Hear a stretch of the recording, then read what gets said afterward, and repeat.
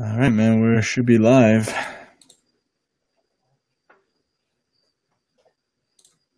Should be good to go. Just adjust this here. Perfect. Hopefully we get some people today because it's Labor Day. Yeah, we'll see. I think it should be pretty busy tonight.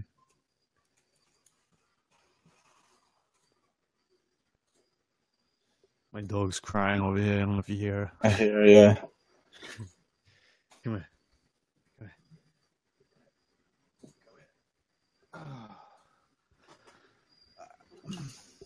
We got anyone in here, man? So far, no. No, we have one person so far. We're getting people right now, looks like. All right, I'm going to shut this off. All right, guys, as you join in, comment, let us know you're here. All right, guys, and also make sure you share this feed too, as that helps the feed and the network grow. Down a bit here. All right, man, you ready to get rolling? Let's do it.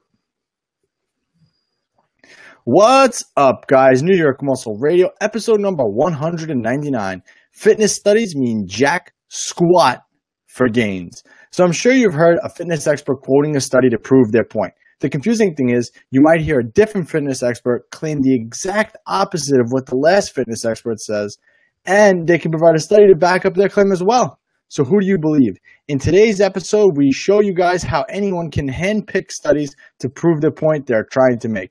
If you're a new listener, welcome to the best muscle building, fat burning, no BS fitness show on the planet. Make sure you hit that subscribe button right away so you don't miss a beat. And also be sure to grab your free 12-week training program, NewYorkMuscleRadio.com/getjacked. It's your host, Anthony Bevilacqua, alongside my co-host, Big Picacheri. And guys, we got to wish a very happy birthday to my co-host here, Big Pete. He's turned 28 years old yesterday, actually. So happy birthday, man.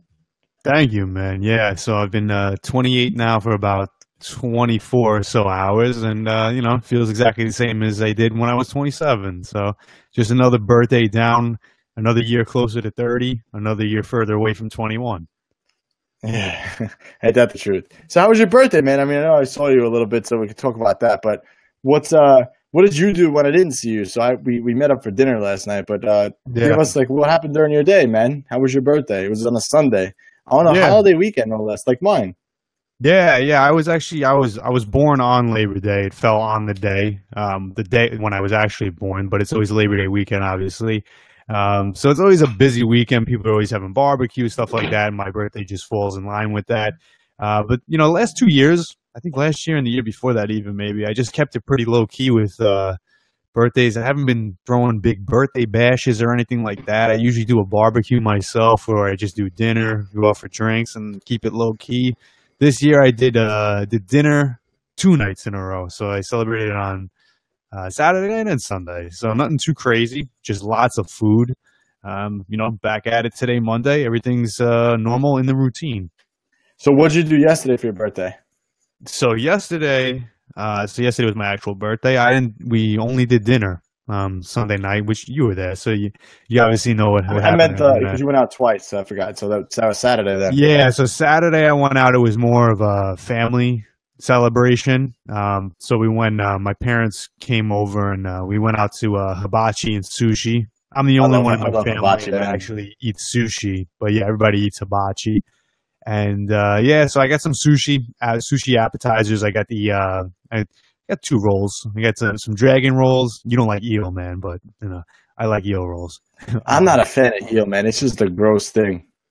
It tastes good, but I understand when you look at an eel, it's a nasty looking fish. Yeah, and it's really fishy too. Like it really smells fishy. Eel. Well, eel they don't really. I don't think eel they normally serve it raw, so it's cooked fish. But like a dragon roll has some other stuff in it. So, and then I got this. I had to try it. I think it was called the fire hydrant roll or something like that. And they described it as challengingly spicy. And I'm surprised you got that. Yeah, like it was considered like their special roll. Like out of all the specialty rolls, that was their special roll. So I was like, you know what? When you get sushi, I like to try something different every time. So I got it. It wasn't that good, but it wasn't that bad. And then I just had the typical hibachi. I got chicken and shrimp. Yeah, man, and I was telling you this story. I was eating with my dad. My dad's an absolute savage when he eats, man. We had extra of everything on the table. There was extra rice. The cook ended up burning some of the rice, and he's like, "Does anybody want the burnt rice?" And my dad's like, "Yeah, throw it on my plate." He took like 3 extra servings of rice, ate it, and all the people that ordered steak, they cut the fat off the steak and separated. He's like, "Do you want the extra fat too?"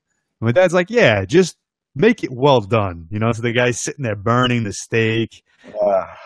Pours my dad maybe 6 ounces of pure fat from the steak. Well done, though. And my dad ate it. And I said, "Dad, you definitely like the fat burnt, the burnt fat better than your actual steak." He's like, "I don't care. I eat anything, man." So someone wants to know, does your dad have big arms as well? No, my dad actually has like Popeye forearms, but his biceps, no. I get my small calves from my dad. Me and my dad both have those like 14.5-inch calves.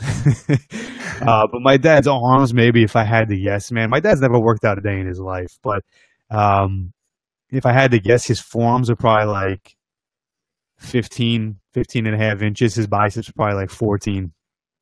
Wow. My dad was a mechanic his whole life, so you get the forearm strength from that, but no bicep. The bicep genetics, I don't know where they came from, to be honest with you. That's a good point. I don't know. Your mom probably has like jacked arms. No, I don't have too many people. It's funny. My dad's side of the family, they're all very skinny. Like my dad was 150 pounds when he married my mom. Wow. Like genetically, like he's 5'9", 150 pounds, My mom's side of the family, not skinny, but not overly muscular, just average Italian genetics, So I don't know where I got the arms from, and I'm taller than most people in my family, so I'm kind of like a genetic anomaly from both sides of my family. I don't know. Maybe the mailman stopped by my house one too many times. I don't know. Maybe, man. Hey, the mailman's got to be jacked. He's got to bring those packages to the door. Yeah. No, but apparently I look from Chuck and Larry. I always deliver through the back. What was the line? I don't remember. Oh, it was so funny. But, go ahead. Apparently, I look identical to my father, so I have to. He has to be my father. So, everyone's wishing you a happy birthday, Big Pete. Thank you, guys. I appreciate everybody that left me a message on Facebook or however you contacted me. Happy birthday. It's awesome. So many people reached out to me, just listeners of the podcast and just everybody in general, man. I really appreciate it. Why can't you say something nice? Like, I consider you guys my family, and it means a lot that each and every one of you reach out to me and wish me happy birthday. I'll tell you what. You're like, yeah, thanks. No, I really do appreciate it. I got more responses and people that reached out to me that I haven't ever met in person than people I have met in person. You're not a nice guy, man. Those people don't know yet. No, I don't, either that or the people who know me don't have it wrong. Who knows? But yeah, maybe. You showed up for my party, so of course, man. I can't miss it for the world. I gotta be there for my boy Big Pete. I put you on the map with that name, Big Pete. Yeah, man. That name stuck for sure, man. No one else called me that but you, and now everyone calls me Big Pete. All right, so Tony comes in clutch with the quote, "I handle with care and I don't mind coming in through the back door." Yeah. So that was the mailman to your mom, man. Oh, Mrs. Kacharian, I handle with care and I don't mind coming in through the back door. Oh, there's a son. Here he is, Big Pete. Maybe he's got 23-inch arms. Maybe. All right, guys, we're also doing a special for Pete's Sale. It ends this Friday. So if you guys head on over to NewYorkMuscleRadio.com, you get 28% off the entire store. 28% off. And I think for our 3-month coaching plans, it's like $120 off or something like that. So just use the coupon code PETE28 at checkout. Not P28 like the bread. PETE28 at checkout, and you'll receive 28% off. Someone got like it's like $35 off. It was like something ridiculous. I couldn't believe it. I was like, oh my God, that's so much money off. Yeah, Anthony doesn't really like it when we do sales. I hate it, man. I hate it. But I like to give back to people, so it's like our way of giving back, but I hate it. I'm so amazed. I'm just so amazed. Like the coaching one, that's like a no-brainer, man. It's like it really is like $125 off. Something like that. I like doing it because you have so many people that are hesitant when they make a purchase. They're like, I want it, but should I pay for it? Can I afford it?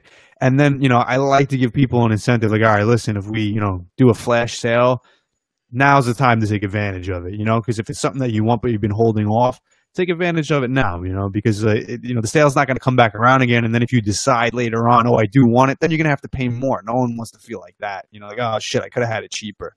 Yeah, so now, guys, if you've been thinking about trying one of our products, getting some of our gear, trying one of our programs, now's the time to jump on that. NewYorkMuscleRadio.com, coupon code Pete28 for the big guy's birthday. Someone's got to pay for lap dances for the big guy. So that's where it comes from, right? Right, big guy? Nobody bought me a lap dance. I'm really disappointed with that, man. Are you really, though? No, not one. Not even one, man. Oh, man. Did we ever tell the story about that when we went to the strip club in Ohio? We might have. I can't remember if we told the whole story. We might have told a little bit of the story, but I don't know if we told the whole story. So we go to a strip club in Ohio. A couple of our friends wanted to go, so we decided to go.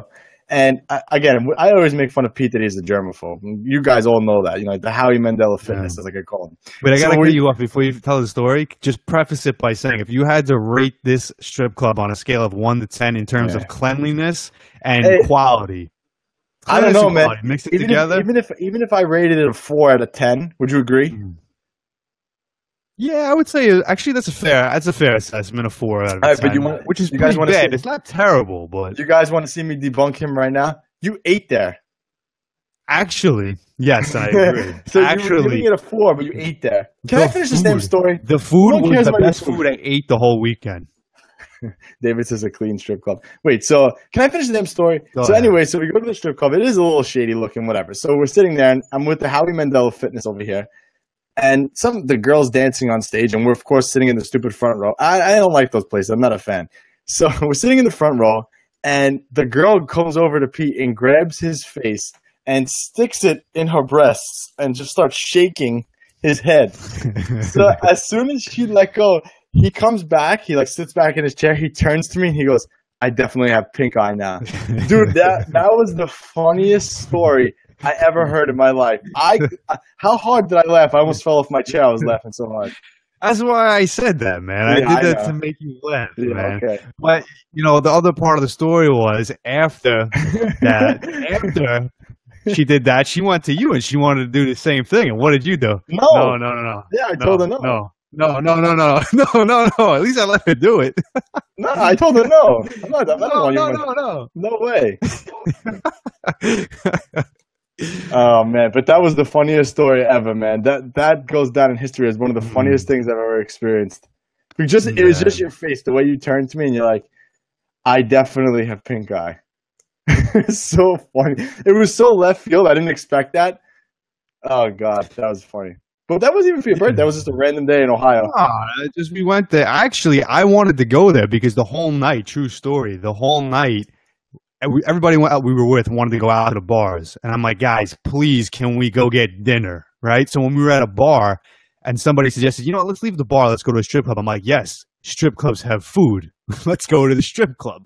I didn't want to go there for a lap dance. I wanted to go there for a chicken sandwich or a steak or something.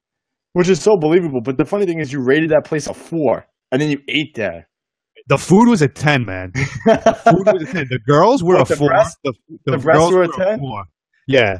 The human meat was a 4. The animal meat was a 10. Oh, God. Remember that the trashy girl came over and started talking to us? And she was like, I was like, yo, could you just let me eat my chicken sandwich, please? I just want to eat my food. I don't even remember what she was saying, but that was a funny night, man. But that just goes to show you the Howie Mandela Fitness. Yeah, but that was that. So what else, man? So we went out yesterday for your birthday. We went to a place called Press, which is like a panini place. I got this amazing knish. That thing was solid, yes. Man. I really should have ordered another one to go because I really was thinking about that thing all day. So I haven't had a knish in so long, and this definitely hit the spot. It was called the Thanksgiving Day knish.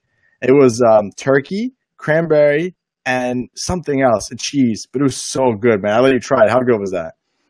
It was good. I mean, actually, it tasted like a Thanksgiving meal. It did. We even had the cranberry sauce on it and everything. It was, really good, actually. I don't, to be honest with you, I don't know how many times I've ever had a knish in my life. That might have been like the first or second time. Oh, I used to eat them all the time as a kid, man. Yeah.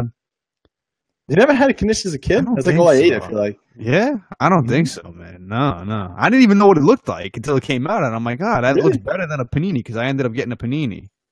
Honestly, that place was a panini place. It didn't look that good. it wasn't that good of a panini place. Like, do you know La Bottega? Yeah. The paninis from there are awesome. Yeah, it is a great place, actually. They started And the delivering paninis too are right like from so my house. Yeah. It depends. I mean, like I said, I was asking you guys before. I'm like, how much meat comes on this panini? Because I'm gonna have to order double meat to get my protein, and I gotta do that everywhere now. Yeah, I know. Because that's the one thing. No matter where you go, no matter what kind of a day you have, you're always going to be short protein. It's always easy to eat carbs and fat, especially on the go, but always going to be short protein, especially when you go out to eat, because they skimp on the protein sources whenever you go out to eat. But that's because the protein's the most expensive part of the menu. Only, and people not from New York won't know about this, but I tell you all the time. You go to a diner, a New York diner. You order chicken, they'll give you like 8 ounces for one serving. You ask for double, you get like a pound of cooked chicken. Yeah, no, when we go to the diner by my house, the one that we always talk about, how much chicken do they honestly give you? That's like almost a pound of chicken, cooked. Yeah, cooked chicken, a pound of cooked chicken. You ask for double meat chicken sandwich, you just get like a pound of cooked chicken. It's like $10 too for the meal. Yeah, you know, that's a little more, like 15. Whatever, but you go to like a Cheesecake Factory, right? And you get a chicken burger, you get like 4-ounce chicken. 4-ounce chicken, and it's like $16 for the meal. You know? Yeah, so whatever. But I wanted to tell you today, I went to this place opened up by my house, Stu Leonard's. You ever hear of Stu Leonard's? Yes. Never been there, but I don't know if it's a New York thing or not. I know there's one in Connecticut, but I don't know if it's like nationwide or just in like our area, but dude, it was really nice, man. The food is really good in there. Yeah, you have to go. It's like an experience. They have like all like animal, like not real animals, but like fake animals on the wall. You push the button, the baby was having a freaking blast in there. But you have to go in there, man. You have to check out Stu Leonard's. For those of you who are in the area, who are around the Stu Leonard's, you have to go. It's like all the food that they get in Stu Leonard's is local. It's like from local farms in the area. Okay. Yeah, and you would think that the prices would be outrageous. It was like this equivalent to what I pay now. It wasn't like astronomical, dude. They have everything there. It's insane the stuff they have. Like I got a 2 pounds of flank steak for like $10.99. Oh, that's not bad at all. Yeah, you have to go, man. It opens like literally like a walk there from my house. So they just opened it by your house? Yeah, they just opened it. I don't know. Is there a closer? Is it like where's like the next closest one? Yonkers. Yeah, because I'm saying I don't Route think 110. Yeah, I don't think there's any near me, so that's why I've never been to it. No, but you have to go, man. I use probably the closest one then. They had lobster tails on sale, so I got some lobster today. So my wife wanted to make lobster rolls. You know what those? She was craving lobster rolls. Yeah. So when the pregnant woman wants a lobster roll, you get her a lobster roll. So we had that. I actually have some left. I'm going to eat this after, but we have that. Nice. And then I got my Kerrygold butter. I told you about that. I'm going to tell everyone on this podcast about Kerrygold. Kerrygold butter is so good. You can literally eat it with a spoon right out of the thing. And I turned you on to Kerrygold. How good is that? I don't know if I had Kerrygold though. I got organic butter from Trader Joe's. I thought I was eating the same butter as you, and then I said, you know what? Because I haven't had butter since I'm like a kid. It was one of those things when I started initially starting to watch my diet and work out. I just naturally threw butter out. Yeah, it wasn't something that I ate. I know, but it's like not logical.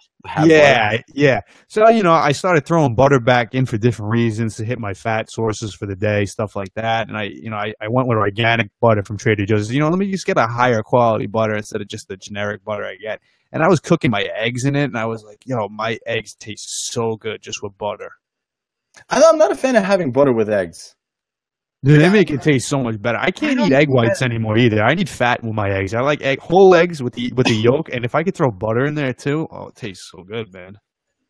Yeah, I mean, but that Kerrygold butter, guys, if you haven't tried Kerrygold butter, look for it. Buy it. It's a little more pricey than the regular stuff, but it's so good. It's so worth it. I actually got the reduced fat one today. I didn't try it yet, but it was good. People are distracting me here on Facebook with the comments. but yeah, Kerrygold butter, that's clutch. You guys got to try that. It's so good. All right, man, we got a question here. I wanted to answer it. Someone had messaged me and asked me the question, so I figured I might as well answer it on the podcast, so it makes it a little bigger here.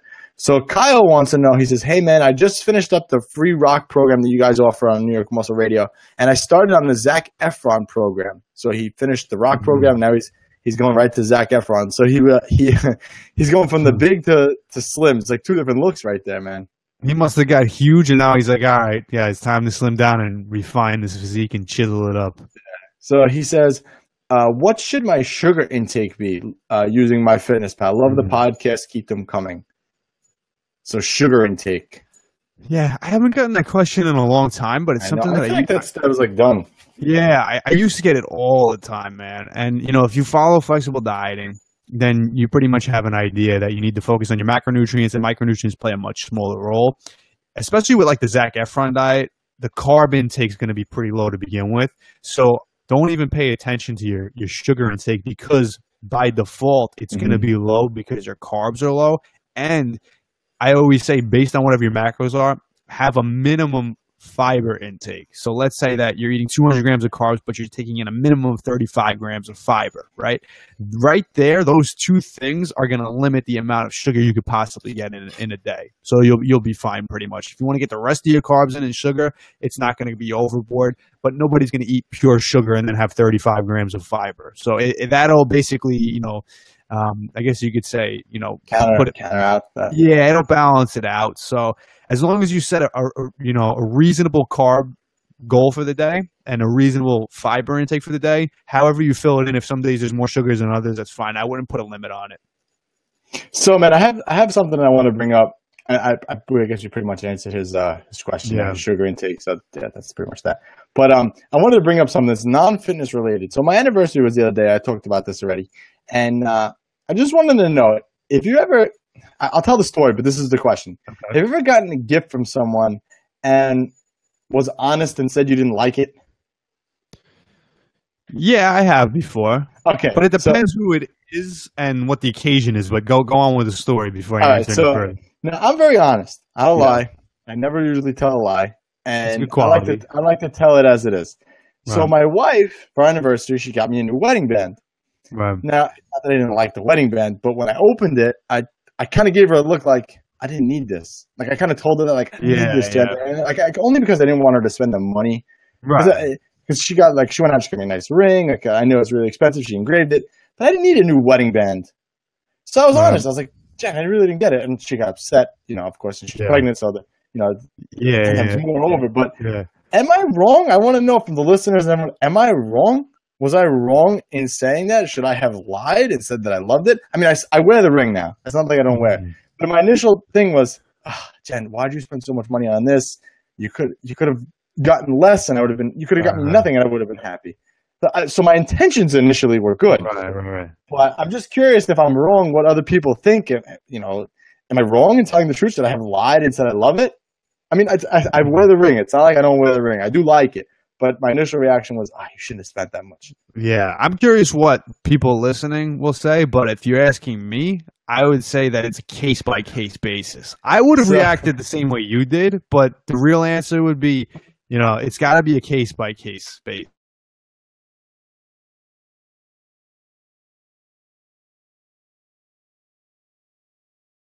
Kicked off. Hello, we're here. I'm back. I got kicked off too, so hopefully we're back. I don't think your wife liked that question, man. She got us all booted off. Yeah, I know, man. Are we still live on Facebook? We're live on my end. All right, so we're good. So Danielle, who hosts the Bikini and Barbell, said wrong. She put so much love into buying that ring. Okay, so I was wrong there. So David says, "Oh no, happy wife, happy life," and I agree with that. And then Jay says, "No, but now it makes sense why you went and got her lobster rolls now." Well, she's pregnant, man, so that's totally unrelated. So I guess I was wrong. I would have reacted the same way you did. Like if I genuinely said, I didn't. If I felt I didn't need this, that's what I would have said. Because my old wedding band, and I'm a kind of sentimental guy. Like this is the original one that I got. Right. I didn't need another one. And she got me another one because she's like, "Oh, your old one's all scuffed up, and it's just all it's time for a new one." But I opened it, I was like, I didn't need this. Right. I don't know. I thought it was being nice. It's like a catch-22, so I wasn't sure if I was right or wrong. I was like, I got to ask everyone on the podcast what they think. That's why it is a catch-22, because, if you had said, you know what, I really like it, and then she found out that you didn't really like it, then you would have been wrong. Like, why are you pretending you like it if you really don't like it? You know what I mean? So sometimes you can't win. I'm not saying that that's how she would have reacted, but as a guy, that's always what you're fighting. Like, okay, if I'm honest, I could be wrong, but you know what? If I lie. So where's the fun in getting gifts that you just need? And that's true. But you know, like I don't know. It's different when you have like responsibilities. You know, we have like a house. You know, we get the baby coming. We got a daughter already. So those are the things that money could be spent on. So it's like when I opened it, I'm like, come on. You know, I really wasn't trying to be mean. So should I have lied? Like I don't know. Like, I don't think you should have lied. That's what I'm saying. That's why it is a catch-22. Because if you lied and you said, "Oh, I really like this," and then she found out like he doesn't even like it, why did he lie? You know, that could have been. Listen. I agree. That's why I said what I said. Yeah. And it wasn't that I didn't like the ring. I did like it. It's a beautiful ring. But at the same time, I'm like, I didn't need this. Right. I didn't need it. You know, and I feel like you know, me and my wife have been together for 10 years, so we're kind of past the point of like getting. You know, you shouldn't have lied. You should have changed your opinion. Is that the? I think that's the only way to be correct. Yeah, but let me ask you this: if you opened it up and it was a nice new red Ohio deadlift bar, no, I can't wait to buy that bar. What would you have said? I would have been excited, but I know the ring is definitely was more than the Ohio bar. Yeah. But again, I have a ring already. Like the Ohio bar, I have that, but not in red. I was about to say you have it, but you have it in black. Yeah, I would get it in red. That's different. You know what I mean? It's like I don't like my ring wasn't broke. This is a new ring. I know, but it wasn't broke. It was still useful. It still served its purpose. Your black deadlift bar is still useful too. Yeah, I know, but I need another bar because I'm trying to sell the other one. Maybe you need two rings. I don't know. I just wanted everyone's opinion, so I was just curious what people thought. And I want to know if I was wrong. I generally want to know if I was wrong. And in the future, what I should do. Maybe, so Danielle says, she rolls her eyes and says, men. See, that's why she's the host of the Bikini and Barbell Show. That's us being logical. Us men with illogical minds. I don't know. I still don't know if I was wrong. Should I have? I don't know either, man. I got to change my opinion, I guess, huh? Well, what'd you get for your birthday? We didn't even talk about that. What'd you get for your birthday? What am I, 5 years old? Do I get like toy trucks and coloring books for my birthday? Maybe. I got a cool pair of deadlifting sneakers today. Wasn't really for my birthday, but I guess I could say they were a birthday present, right? Yeah, I guess, right? I got a cool pair of deadlifting sneakers. I got some clothes, and I got a scratch off that won me no money. And, you got one scratch off? I got one scratch off, like one of the $2 ones. And I was hoping to win like the lifetime win on it. You know what I mean? Like win $1,000 a week for life. Yeah. I was like, all right, this is gonna do it, guys. This is gonna do it. Funny thing is, $1,000 doesn't even like move the needle. I know. I mean, it definitely helps, but $1,000 a week is really still nothing. Yeah. I know you need like $1,000 a day. Yeah. Lifetime, and then you get like, all right, I'm comfortable. I can go do what I want. Yeah. He got hit on by a Starbucks barista as a birthday present. So let's hear more about this story, man.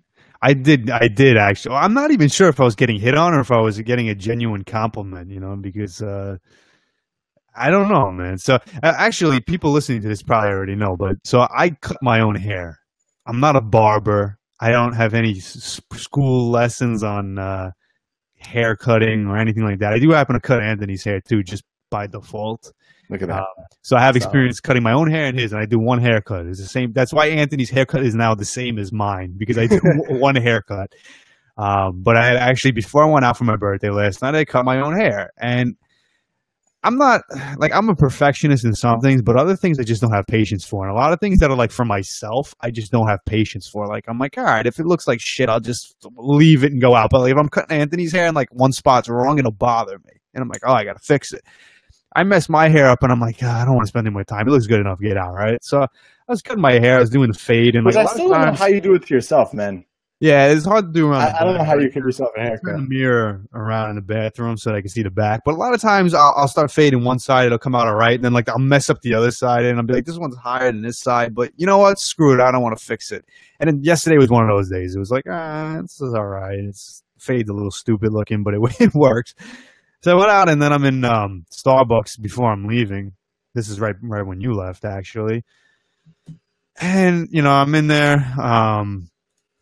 minding my own business, and the Starbucks girl kind of just, like, calls me out in front of, like, everybody in Starbucks. And it's like, hey, you over there. And I'm thinking, is she trying to tell me to move? Like, am I doing something wrong? Because I'm just, like, standing in Starbucks. And she starts telling me, she's like, oh, my God, I just want to tell you, your hair is like perfect. Like everything about it, like the faux hawk and the fade and the detail, just like everything. And I'm like taken, aback a little bit because I'm like, doesn't she see that like the fade's a little bit messed up? Like it's not really that nice, And I'm like, you really think so? She's like, yeah, who does your hair? I'm like, well, actually, I do my own hair. And I'm like expecting her to say like, oh yeah, I could tell it's a little messed up. And this girl just keeps going on and complimenting my hair. And then she starts telling me about how she's like 19 years old and that she cuts hair and all this stuff. And I'm like, all right, listen. Was she good looking, Pete? No, she wasn't. Oh, come on. On a scale of 1 to 10. I don't want to be mean, but like it was probably the same quality as the strip club we went into. It was probably long. No, it wasn't that bad, but not my type. But it was just a funny experience, man. Oh yeah, the girl told me that my hair. She said it was A1. I don't know. I was like, is that how the kids talk now? The kids, man, your hair is A1.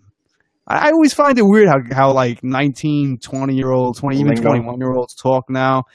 Someone told me, actually, speaking of my haircut, it's pretty funny too.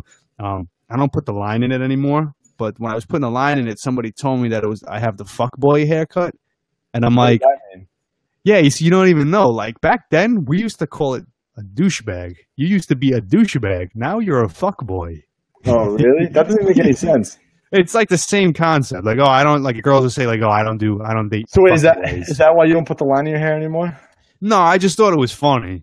I would still wear it. It's just, it's a pain in the ass to do it, but I was like, I have a fuckboy haircut, like it used to be. Part of you got excited when she said that. Yeah, it used to be like if you wear the remember the blowouts.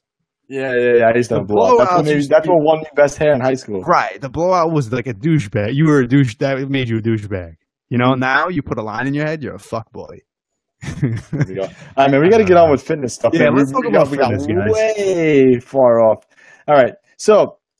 The reason why this topic came up today, with studies is because everyone likes to quote a study.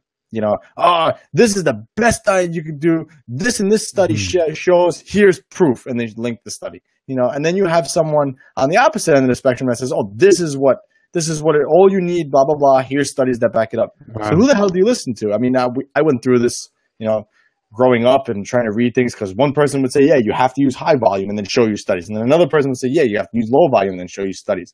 So it's like, well, who the hell's right? Who do I believe here? What do I do? So today we're going to show you guys how people can manipulate studies to benefit their cause. So the first, we pulled up a couple of topics here. We have keto, we have high versus low volume, and then we have building muscle on a vegan diet. So let's start with the keto. Now, Pete has the studies in front of him. So let's talk about the studies that are – go ahead, man, because you have also the studies. Yeah, so I have them in front of me. I don't – and I just want to preface this before I even start by saying I'm not a study guy. Anybody that listens to this podcast knows that me and Anthony don't sit here and we don't quote studies. I just don't like that. You'll see why, but go ahead. Right. So I'm not going to go in and read all the details, but I'm going to show you, I'm going to read the abstracts. I'm going to read the conclusions to just give you an idea of what the study's basically saying. And then the point we were making with these are whenever you see somebody promoting a new product or a new style of dieting or whatever it is, there's a lot of arguments going on right now about veganism, vegetarian diets, meat diets, stuff like that. They'll always point to a study. They'll say, no, this is better because, look, this study says so, and that always grinds my gears because you can find a study that says the exact opposite. And this is what people have been doing for forever, basically.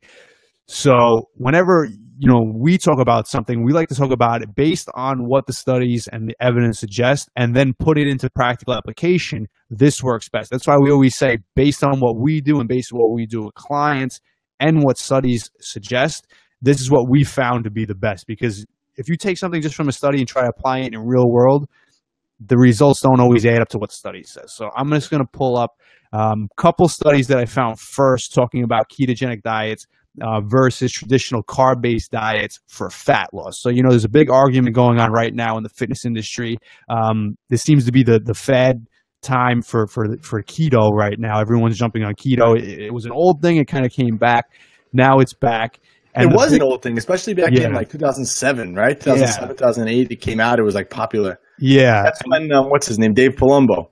He was a very big keto advocate. And for a while he was pushing it. Hold on, I want to cut you off a Yeah. little bit here. So you worked with Dave Palumbo. Did he just pull Yes. that diet out of his ass? Like, did he just find the study and just say, "Oh, here we go"? No. He based that diet off of what worked for him when he was a competitor, and then he was very big on cookie cutter diets. And he wasn't somebody that said like, "No, I don't use cookie cutter diets." He just said that he found for the majority of people he worked with, this is the best, and that's why he used it. But the diets were basically. They were basically diets that he used that he would just apply. Okay, for a 200-pound male, this is the diet. For a 150-pound female, this is the diet. That's just how it was. And, he was the king of cookie cutter diets, especially at that time. And that's when keto was pretty big. And like I said, now it's coming back. So there's a lot of debate going on over it. But again, it's been around forever. So I'm going to just go over the two sides of the fence here. So you have people saying ketogenic diets are better for fat loss than diets with carbs. And then you have other people saying it makes absolutely no difference, and we tend to side on the fence of saying, it makes no difference provided that calories are even. But I'm just going to go into the studies now because we're going to take me and Anthony completely out of this, and we're going to tell you what the studies say. So for all you nerds out there that want to see studies, we're going to show you the studies. Okay, so I'm pulling up one right now. This is on PubMed. The title is Ketogenic Low Carbohydrate Diets Have No Metabolic Advantage Over Non-Ketogenic Low Carbohydrate Diets. So I can read a little bit of it, but let me just get to the conclusion. So they're talking about... So you're one of those people that just read that as part of the study, huh? I don't want to bore everybody with the whole study, but basically this one compares what they call, so they say KLC, which would be ketogenic low carbohydrate diets, versus NLC, which is a non-ketogenic low carbohydrate diet. So both are relatively low in carb, but ketogenic diet versus a non-ketogenic diet with carbs. And the conclusion was that they found that ketogenic diets and non-ketogenic diets were equally effective in reducing body weight and insulin resistance. But the ketogenic diet was associated with several adverse metabolic and emotional effects. The use of keto or non-keto? Keto. Okay. The use of ketogenic diets for weight loss is not warranted. So this study obviously was much more in favor of a non-ketogenic diet, saying, listen, both of them will cause an equal amount in weight loss and reducing insulin resistance. But even the ketogenic diet has some adverse metabolic and emotional events. So ketogenic diet doesn't really have any optimal use opposed to a non-ketogenic diet. So I'm going to go through a couple more, but do you have anything you want to say on that one? No, man. I mean, that's just one study that proves. So for us, Right. We're not keto people. I've never done the keto diet, but I can tell you just based on experience that it probably does exactly what that study says, Right. that there's no benefit to having it. But again, so if we wanted to protect our claims of ketogenic diet not working, Right. this is the study that we would link with it. Yeah, all the people like advocating high carb diets here, look, this study just proved it. That's what you'll see people do, okay? But that's only one study. We're going to get into a few more. All right, so I have another one here. Let's do Sorry. you want to do another one against it again? What do you want to do? I have a few, so just tell me which one you prefer to hear. I just go with one more against it. Okay, one more against it. Okay. So if this is the correct study, I'm just going to pull this one up. It's another PubMed. It says a randomized trial comparing low-fat and low-carbohydrate diets matched for energy and protein. Okay, so they're comparing low-carb versus low-fat. So generally a diet when you're trying to lose weight that does have carbs in it will generally be lower in fat versus ketogenic, which is the opposite. So it says our results showed no significant weight loss, lipid, serum insulin, or glucose differences between the two diets. Lipids were dramatically reduced on both diets with a trend for greater triglyceride reduction in the VLC diet. So VLC is very low carb diet. Glucose levels were also reduced in both diets with the trend for insulin reduction in the VLC diet. Compliance was excellent on both diets and side effects were mild, although participants reported more food cravings and bad breath on the VLC diet and more burping and flatulence on the LF diet. Flatulence, you idiot.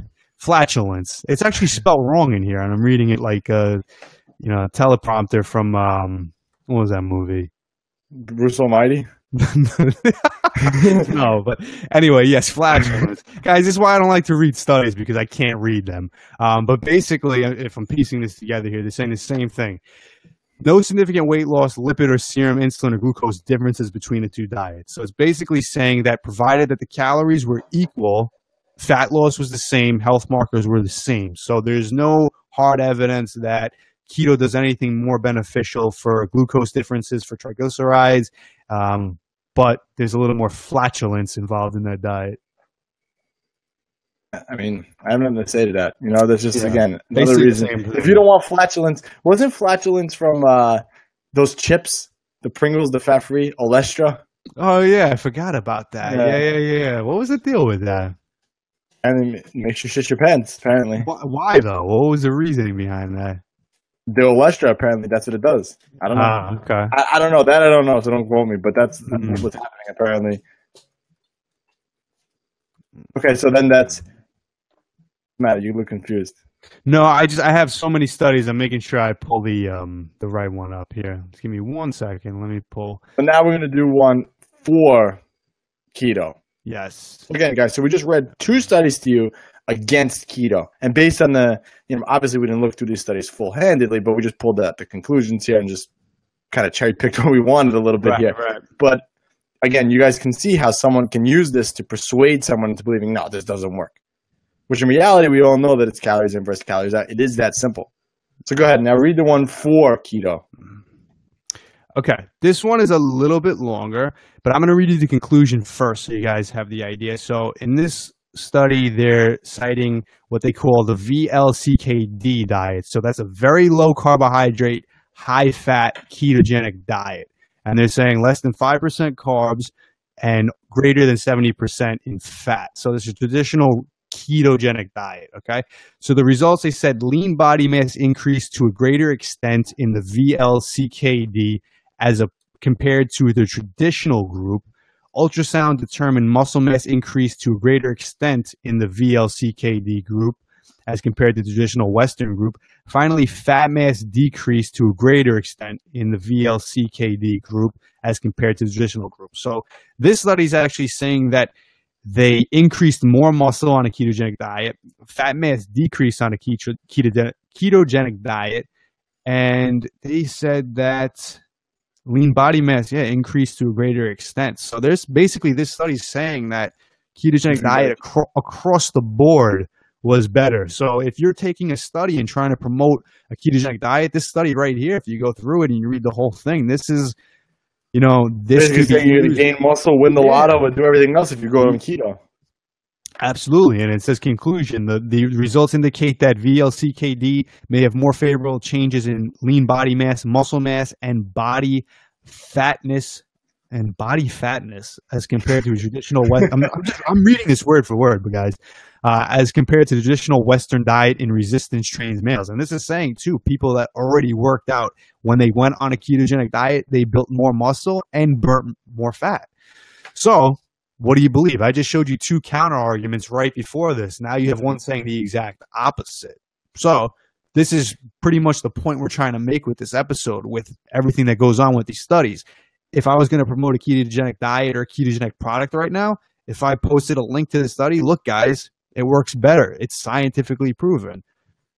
This is what people do. The same end, on the other end of the spectrum, if I was debating somebody who is saying his ketogenic diet is better than mine, I can link the other study and say, look, this shows that there's no difference at all. Mm-hmm. You know what it is too, guys? One of the things, who's right? Who's right? Is the person who's promoting the ketogenic diet right? Is the person who's not right? The answer is they're both right.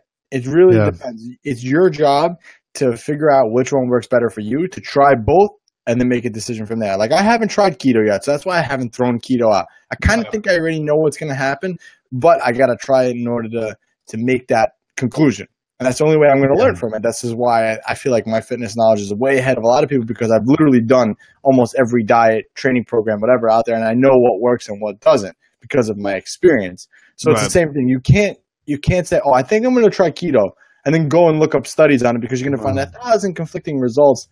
You're going to get so confused. Paralysis by analysis, this thing goes. So you have to start somewhere, start with it, and try it, and then see if it works. Yeah. And this is also why, that's a great point. And this is also why, and I said this earlier, you can't go by just a study. You have to go based on what real life data too, because you have to think about a few things. Even if we don't test this, right, and we make a hypothesis, okay, if Anthony were to go on a ketogenic diet, could he build more muscle and burn more fat?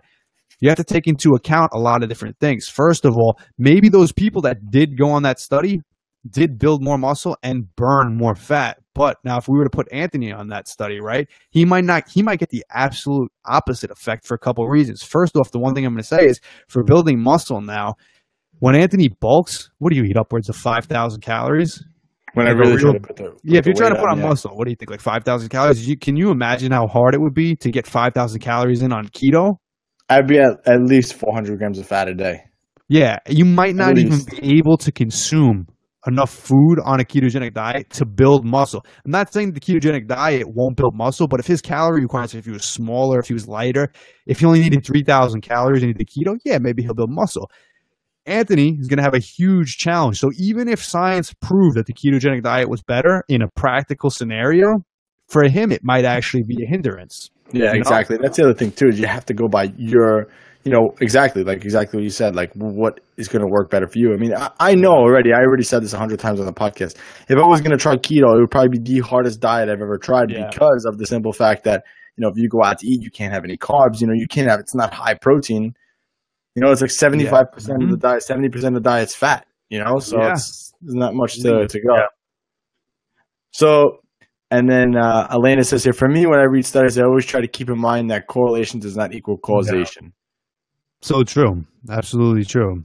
Because that's the thing, too. With studies, they'll take a group of people and they'll get a certain result. But does that mean that that's going to be the scenario every single time? And this is something that goes way beyond even what we're talking about, too. A lot of studies are funded by certain groups that want to prove a certain point. Like when you have like studies on dairy funded by the, American Dairy Association or whatever it is, they're going to set it up to be in favor of what they're trying to promote or what they're trying to dismiss. You know what I mean?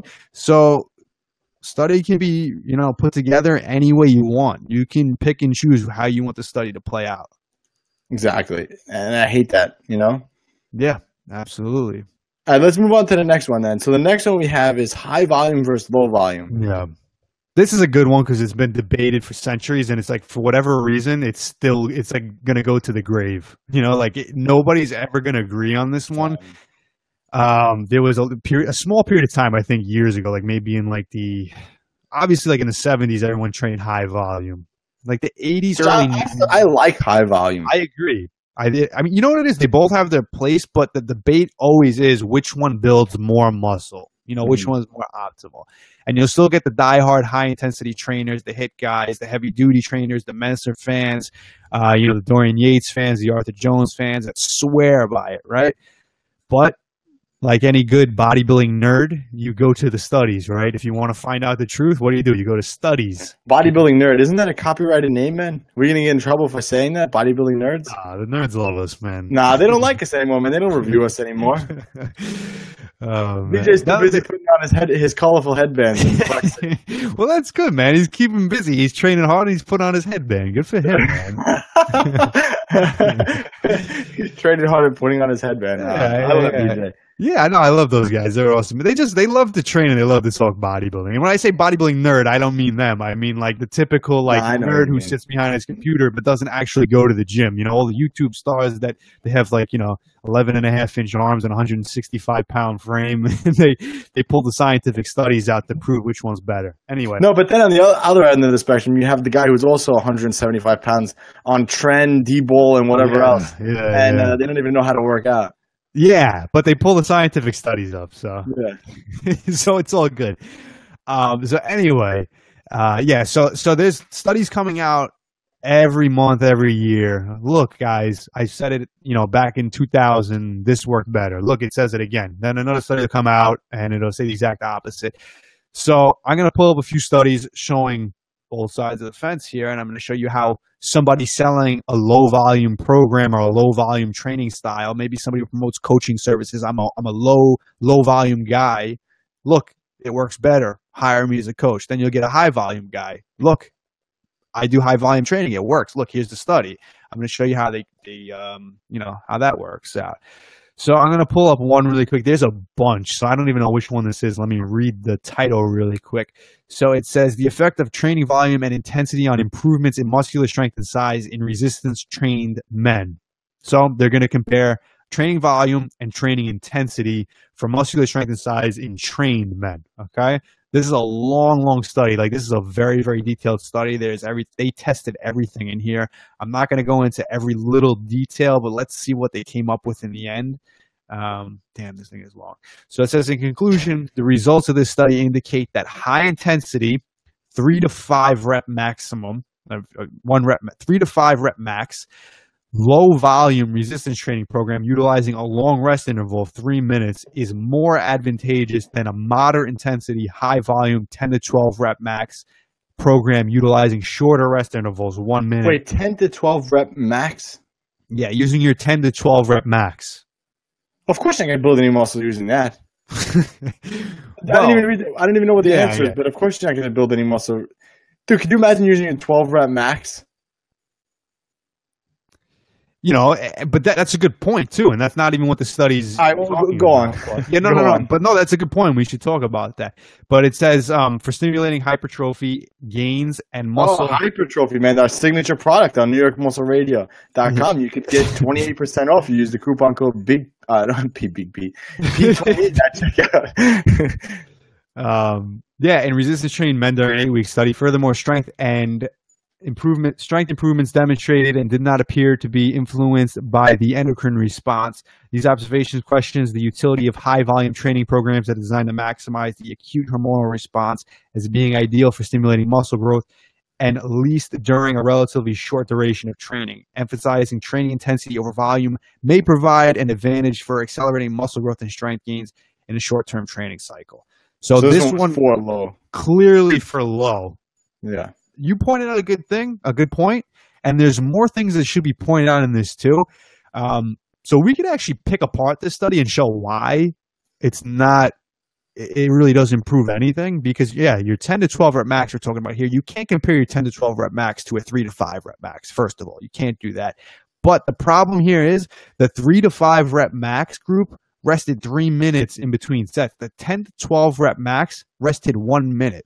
Can you imagine using your 12 rep max on squats? Let's just say you did 3 sets of 10 with your 12 rep max. But what the hell is my 12 rep max? I didn't even know. I couldn't even figure that out. If I did let's just say 570, what the hell's 12? What's my 12 rep max? Let's just say even if your 12 rep max is probably above 405, but let's just say for argument's sake you were squatting 405. Let's just say you did 4 sets of 10 with 405, right? Ugh. And you rested 1 minute in between each set. Yeah, of course you're gonna jump. Do you even think you could do 3 sets of 10 like that? Yeah, I think I could, but it would be brutal. Do you think? Wait a minute. Let me rephrase this. Do you think anybody else besides you can do that? I'm sure. Listen, you push yourself. Yeah, you could. No, I know, but okay. So let me rephrase this now. Most people who would do this, if I take an average, someone who works out hard in the gym, if I told them to take their 12 rep max, squat it for 10 reps, rest a minute, squat it for 10 reps, rest a minute, squat it for 10, rest 3 minutes, a minute. So 3 sets of 10 with 1 minute rest, right? What's probably going to happen is the first set they're going to get 10. The second set they're going to get like 6, 6 to 8, let's say. The third set they're going to get 4, 5 maybe, right?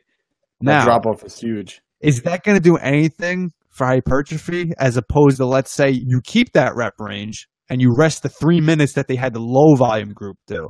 Now you say, okay, do it for 12 reps, rest 3 minutes, then they might get 10. Rest 3 minutes, they might get 10 again.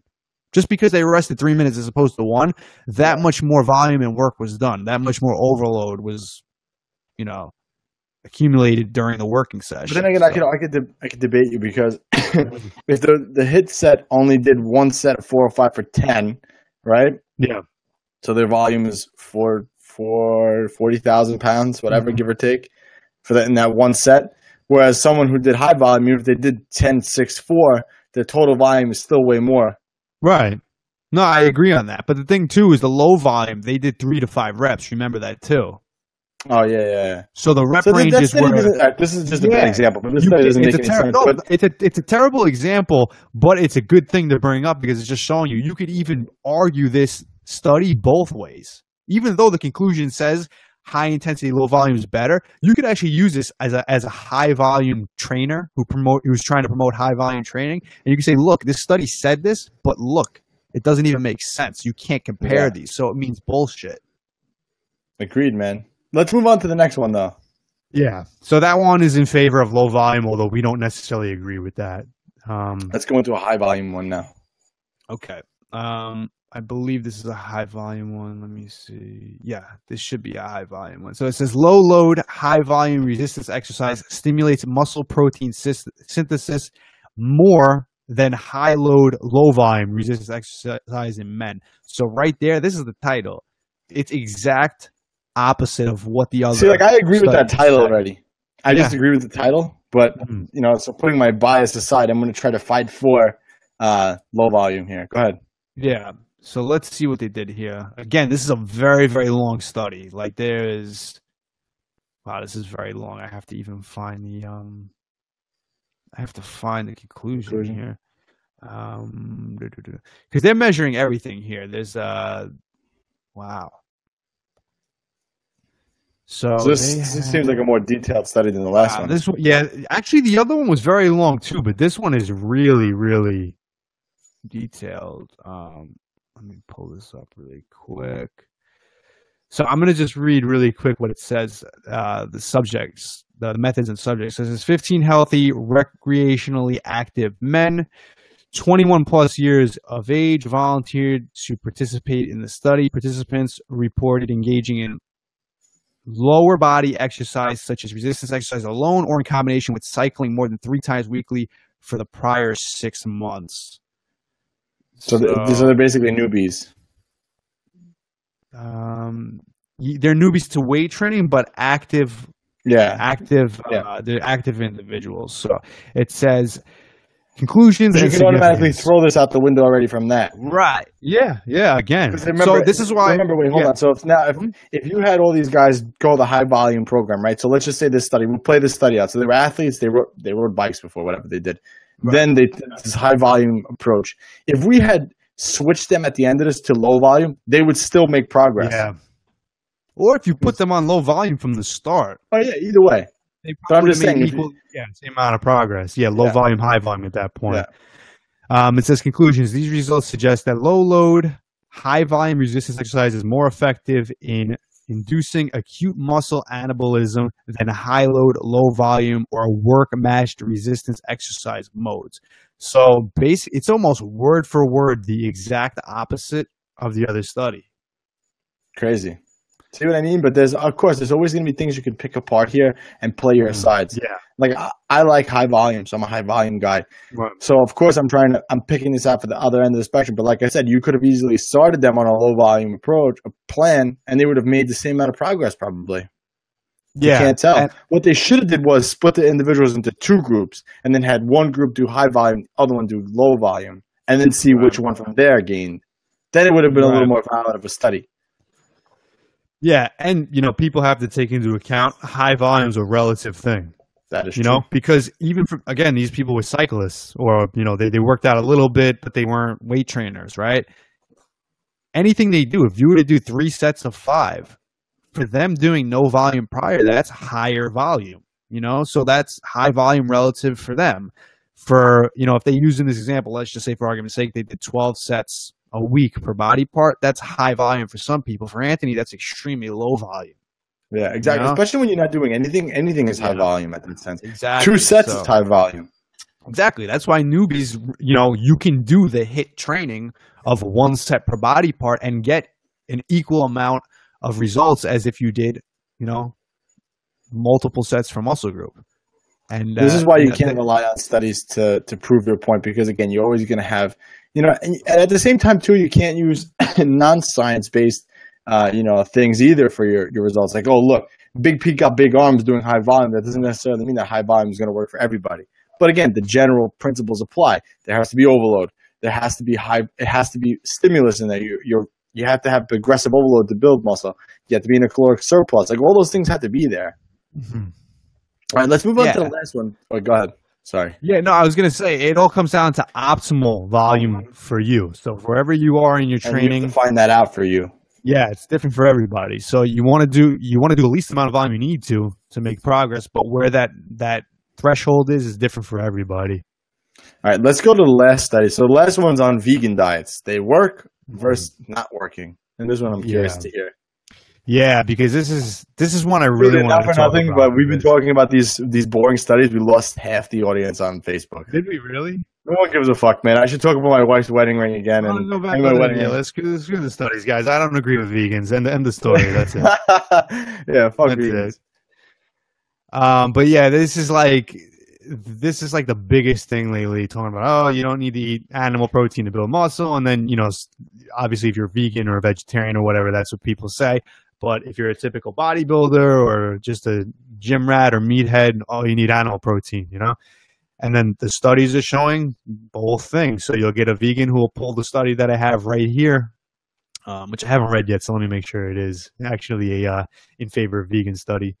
So there's this relationship between animal protein intake and muscle mass index in healthy men and women.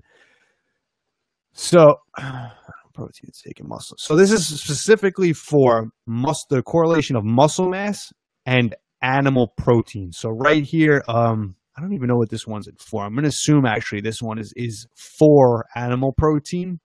Let me just read the abstract really quick for you. It says the amount and type of dietary protein could play a role in determining the quality of skeletal muscle mass. The aim was to examine the relationship between the type of protein intake and the level of muscle mass in healthy men and women. Okay. So it's against or for? It's the goal was to determine the relationship based on if you eat animal protein, if there's a higher amount of muscle mass reported because of it. It's saying, based on the evidence, it says, finally, animal protein intake was the independent predictor of muscle mass index. Thus, a vegetarian diet is associated with a lower muscle mass index than its omnivorous diet at the same protein intake. A good indicator of muscle mass index seems to be animal protein intake. So this one obviously is for eating animal. Yeah, eating animal protein correlates with more muscle mass. It's just they're saying right here that it's the only independent predictor of muscle mass. So if you take two diets with the same exact thing, everything's the same, but one of them has animal protein, the other one doesn't. The one with animal protein seems to have more muscle mass, which you'll find most of the studies agreeing with that. See, I agree with that too, and it makes sense to me. But again, if someone wants to be a vegan for personal reasons, if they believe that the animals shouldn't be harmed or whatnot, then that's fine with me. And as long as they're still counting macros and as long as the basics still apply, they will still make progress despite that. But so they're not better in that sense. Right. That's a personal preference thing. But again, this is a study showing that. So now read the study that's for vegans. Okay. I believe this one is. Again, I have so many things opened up on my... Why don't you close them after you're done reading them? Let me see. I'm going to read another studies guide. We're going to find out if this one's for or against a vegan diet for building muscle. So this one is another PubMed study. It's titled "The Skeletal Muscle Anabolic Response: The Plant versus Animal-Based Protein Consumption." It says the recent evidence suggests that the ingestion of plant-based proteins in soy and wheats results in lower muscle protein synthetic response when compared with several animal-based proteins. The possible lower anabolic properties of plants. So this one's against vegan. Yeah, this is also saying the same thing. X this one, find one that's for. Anthony wants to move this along, guys, so we're going to speed this up a little bit. Well, it's the same thing pretty much, which is something that we've always talked about with vegans too. If you believe in not harming animals and whatnot, whatever your belief is on veganism, then you need to at least have amino acids because that'll help. Of course, that kind of quality. Protein sources there. Like even if you add in a whey protein, that's a good way to get in a complete source of amino acids there too. Yeah, I always like to say that kind of bridges the gap if you're missing any type of animal protein source and you're trying to build muscle or burn fat. Now they have that cricket protein. I forget the name of it. I can't think of it off my head. Yeah, I heard But about that. is that considered vegan? I doubt it. I don't know, man. Well, I mean, I don't know. I think it's considered vegan. I forget. It sounds like Kahlua, not Kahlua. That's alcohol. Kapui. Okay, I can't think of the name of it. It's off the tip of my tongue. You find another study for veganism? I found a lot against it, but here, hold on. This one is for veganism. So guys, see what I mean? Enough digging and you'll find it. Yeah, that's the point of this, too. You dig long enough, you can find an argument for anything you want. Mm-hmm. And it's like that with anything in life, not even just scientific studies. You know, you want to make a decision, is this better to do than this? Anything in life, you'll find arguments suggesting that one is better than the other. This is not just fitness. So this one, I'm not even going to go into detail. I'm just going to read this new study. Researchers found that vegetarian protein is just as beneficial for muscle mass and strength as animal protein. So this is saying, you know, vegetarian sources of protein is fine. You don't need animal protein. And the conclusion is saying, as long as the person is exceeding the recommended daily allowance for protein, no matter the source in their diet, they can improve their muscle health. That's how they described it. And actually, if you look at the study, it's not suggesting that higher animal protein does not mean more muscle and that you can build just as much with plant-based. It's actually saying as long as they're exceeding the recommended daily allowance of protein, they can improve their muscle mass. So the title tried to construe it a little bit, and the basically the abstract tried to make it sound like animal protein is not required. But what it's actually saying is you can still build muscle without animal protein. It's not a requirement. But there's nothing in here that suggests that it's just as good. It's saying it does work, but it's not just as good. Because that's the argument a lot of vegans and vegetarians like to make. Oh, you can build just as much muscle. You only need 50 grams of protein. You know? How many times have you heard that before? Yeah, of course. But you guys, as you can see here, I mean, we kind of dug this into the ground, but you guys can see you can literally pick a side for anything and find one for and one against. Yeah. So don't fall prey to people who show you studies. You know, the studies are not the end-all be-all. The end-all be-all is actually taking the information, the right information, and trying it for yourself and see if it actually works. If you want to try keto and you think keto will work better for you, then that's great. Then try it for 6, 8, 12 weeks. Give it a good, decent run. And see if it works for you. If it doesn't work for you, then you can make the conclusion, okay, keto doesn't work for me, especially when I keep my calories the same. You know, like when I do the keto experiment that I'm going to do, I'm going to literally keep my calories the same except shift my macronutrients toward it. So if I obviously lowered my calorie intake, of course I'm going to lose body fat. It doesn't matter where it's coming from. So you have to be smart in that. You have to understand the basics. You know, whether you like flexible dieting or not, you're still flexible dieting. You're still counting your protein. You're still counting your carbs, your fat. So if you want to try a vegan diet, if you keep those numbers the same and just try all vegan, then you can see if it works for you. You know, one of my clients, he went vegan for Lent, and for him, he said that he felt so much weaker on it, but he kept all his macros the same. So he felt like he was weak. I think he was eating eggs though. Again, he was having protein powder, but he still felt weaker. So again, everybody's different, but I'm sure you can find someone on the opposite end of the spectrum. Right, yeah. Yeah. And the same thing with high volume versus low volume. I mean, Skip LaCour, we talk about Skip LaCour all the time here. He was a big proponent of a low volume training program, once a week, heavy weight, for me, that didn't work. That didn't work. High volume, high frequency for me is what did it. So again, you're always going to find stories on the opposite end of the spectrum, but it's your job to find those stories, pick out the stuff that you want to learn from, and then try it on you and see if it works. That's how I was able to get to where I am. It's how Big Pete was able to get to where he is, which I don't know if it's far or not. In what sense of the word are we talking here? Yeah, exactly. Yeah, I don't really have anything else to add to that. I think if anybody listened to this episode in its entirety, they'll hopefully have a new outlook on the guys, the PubMed warriors, just throwing out the studies, You'll be wary of those guys. Yeah, like that doesn't impress me when people are like, look, there's a study, and they get into arguments online, they throw studies. I got into an argument with someone on one of my friend's Facebooks because he was trying to tell me that a vegan diet, your testosterone is higher. And he sent me all these studies. This retard, in one of the studies, it was saying that it didn't do anything for testosterone. So it's like, did you not read the study, or did you just read the abstract? You read the first line of the abstract. Anybody who knows the basics of nutrition knows that there's no possible way that if you cut out, if you cut out meat, your testosterone's suddenly going to go higher. It just doesn't work like that. Yeah, it doesn't make any sense. But neither here nor there, guys. That was today's episode 199, man. Shit, we got to do something special for 200. Yeah, maybe we'll go live. And guys, also what we've been doing is we put out one podcast, and then we've been trying to put out a video podcast. So if you guys are seeing the videos and you're on Android, iTunes, iTunes I know it works, but Android, let me know if you're able to see the videos, what comes through on your feed, because I don't have an Android to check it. Let me know if you guys like the videos, if you have any requests for the videos that come on the feed, because I think the videos element adds a cool part of it to it, so you guys can actually see some other stuff.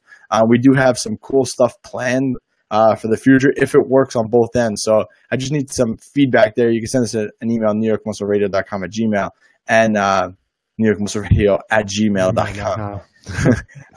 And give us some feedback and let us know if you're seeing those videos or not. Also, guys, be sure to check out 28% off for Big Pete's birthday. Ends this Friday, the 7th. 7th? Friday date. Today's the 4th, man. I think it's the 8th then. The 8th, yep. Yeah, so Friday the 8th, the Big Pete sale ends. So use Pete28 at checkout to receive 28% off. Again, like I said, it's over $100 off coaching and all that other stuff. So yeah, Tom says he loves the videos and he LOL at the dog almost eating the pizza. Yeah. Sadie got she got half my hamburger the other day, so you guys didn't catch that on camera, but she got me. We're at a constant war every time I go to eat. Yeah. She's outsmarting you every day, man. No, but you see, she almost got me a couple times, and I got it out of the way. But the last time she got me, and I was like, that was good. She was good. She almost deserved it. I almost wanted to throw her the other half of the hamburger because, like, you know what? That was good so job. good. Like, yeah, that was a great job. Well, the same thing I told you the one time when she grabbed the whole raw steak off my brother-in-law's like plate, like he was bringing it down to the barbecue, and he looked at me and I was like, "Yo, just let her have it, man. She earned it." Yeah. She, At like, that totally point, outsmarted him. At that point, I wanted to give her a high five and a pet. You know. Yep. Exactly. All right, man. So go ahead, your turn. All right, guys. Pete and Anthony, New York Muscle Radio, and we're out.